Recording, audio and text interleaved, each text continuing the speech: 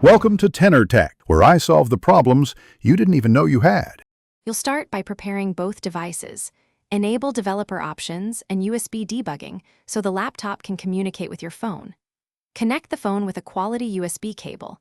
Once you plug it in, watch for the USB mode prompt and choose File Transfer or MTP. This gives the laptop file-level access and avoids charging-only mode. If a driver install appears, allow it.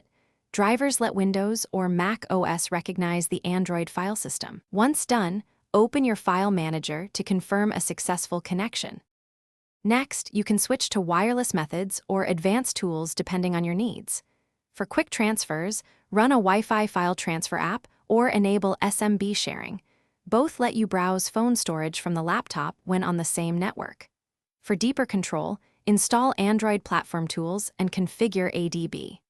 Once installed, enable USB debugging and run a DB devices, then a DB TCP/IP 5555 and a DB Connect phone IP 5550. Finish by choosing how you want to keep data synced and backed up. Enable Google Drive Sync for photos and contacts, or use dedicated sync apps for files and bookmarks. If the laptop fails to detect the phone, try swapping cables, toggling USB modes, and restarting both devices. These quick steps solve most issues. If problems persist, reinstall device drivers or platform tools and re-enable USB debugging. That resolves driver-level detection errors.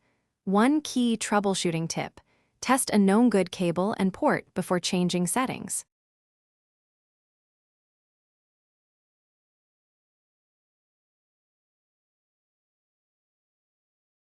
Thanks for watching. Subscribe to keep your life in tune.